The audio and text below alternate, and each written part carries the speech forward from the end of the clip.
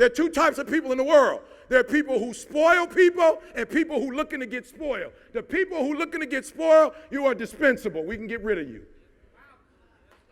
We don't need you. I'm just keeping it 100. I ain't trying to. You broke because you broke.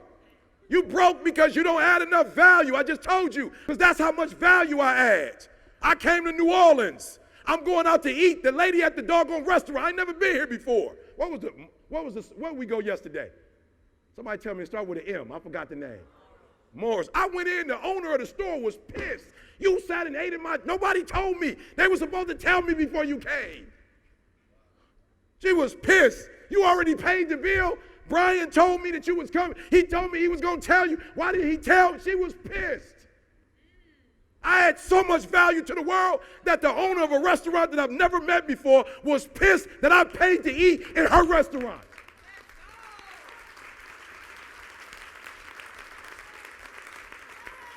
Because I took the opportunity from her to be a blessing. And the dudes from the city tried to pay, and I paid. They was like, how did you pay? You're not even from here. We gave her our credit card and told her don't pay. I'm like, bro, you young with it. You young on the adding value tip. You young with it. I'm a vet. He's like, what do you mean? But we gave her a credit card. I said, I gave her my credit card too and told her I was a pastor and the Lord was going. I said, who you want to deal with, my man or the Lord? Now, God got a blessing for you if you're obedient. You take this card here, you hear me? Y'all not hearing what I'm saying. I could have let my man feed me every day. He's been taking us out. I could have let him feed me. He fed me once. I'm like, enough. You're not going to add more value to me, because if you add more value, you're not going to want me to be in your presence. I will fight you to add value in your life.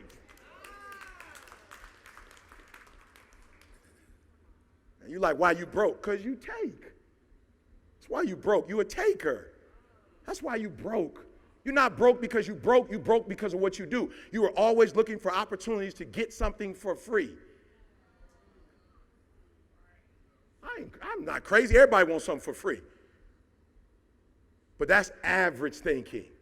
What makes you great is not you say you're great. What makes you great is that you look for opportunities to add value. I want you to hear what I'm saying.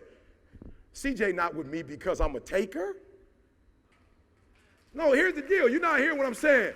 You saying you want to be great. No, you don't. You want to be paid. You don't want to be great. You want to be seen. You want to be seen. You don't want to sacrifice. You want to be seen. You want people to know your name. You want your name in lights. Oh, you're not hearing what I'm saying. Why you're not rich is because why would God make you rich? It's all for you. None of your none of your increase don't go to nobody but you. All of our extra stuff goes to them. I get paid off my speaking. I don't get paid off other stuff like that. And Josh came in and was like, you're going to have to at least do this or do that. I'm like, okay, whatever you tell me to do, I'll do it. But I can make money off of speaking. The reason why you are not blessed because all your money go to you. Why would God need to bless you? It ain't going nowhere else. You have enough for you. You don't need millions if you're just looking out for yourself. You need millions when you're taking care of the insurance of other people. So the first thing I want you to do is be honest before you leave this room. If you are not where you want to be, it's because you're not adding value. I want you to think about where you're not adding value. Your wife is not mad at you because you're adding a whole bunch of value. Your wife ain't asking for no divorce because you just the number one husband of the year. That's not why she's asking for a divorce. Are you hearing me? She's asking for a divorce and you're upset, but she's looking at the energy that you give your job, and when you come home, you do not give her the same energy. That's why she's upset. Because she know you got it, because when you go to work, you pouring it out. But when you get home, now you got to take a nap. When you get home, you can't have a conversation. When you get home, you can't help with the kids. So in her mind, she's saying, man, my man killing at the job, but I want to be the job. I'll never forget the worst thing Didi ever said, the worst thing Didi ever told me. We've been together 33 years. Didi cut me like a knife. We were probably about 21, 22. I had come home about 2, 3 o'clock in the morning. I was on campus with my little Christian ministry. Jesus, I was saving souls for Christ. Killing the game. Wasn't doing no schoolwork, but Jesus. I was representing Jesus. With a 1.0 GPA, I was representing Jesus. Jesus is coming. He better come, because with that GPA, you ain't about to get no job. I was all in for God, wasn't doing my schoolwork, came home 2 or 3 o'clock in the morning, and Didi was just quiet. I was like, what's up, boo? Gave her a kiss. I was all pumped. I could tell her mood was bad. I was like, boo, what's wrong? She's like, what do you mean what's wrong? I said, what's wrong? She said, you don't know what's wrong? I said, no, what's wrong? She said, man, you know what? I'm not mad that I married you because I want to be with you, but I wish I could divorce you and just be your friend again. Because our relationship was way better when we was friends. Cut like a knife. Not that I don't want to be with you. I love you, but I don't get you no more. Once I became your wife, now I'm like secondary now. I wish we were friends, because when we was friends, you was running up behind me. When we was friends, you was calling me all the time. When we was friends, you was taking me to lunch. Now that I'm your wife, like I'm here when you finish doing everything else. So let me tell you something. If your bank account is low in any part of your life, it's, my friend, because you're not adding value. So stop right now. Write that down, where you're not adding value at, or where you're not adding enough value. Write it down. Don't be scared. Write it down. It's an indicator that you are not adding value. If you had 5 friends and you had to get rid of one of them, you already know which one you're getting rid of. Don't play. You know which one you're letting go of. You ain't dumb. You're like, oh, yep, that one. Yep, gotta go. And that's the one that's not adding the most what? The one that's adding the most value, they ain't going nowhere. Talk to me. Who's a person in your life that adds as much value that you add to your own life? Your brother. Yep, you can't let him go. Who's adding the most value in your life? Your daughter. Good. Who's adding the most value in your life? You. Who's adding the most value in your life? You.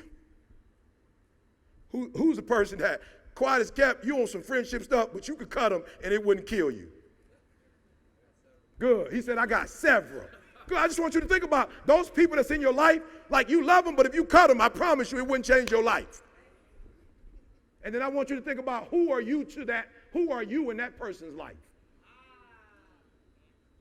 You're spending so little time with your wife, if she divorced you right now, it wouldn't bother her. It wouldn't hurt you. Okay, so this is how I know if my mom died, it would be rough.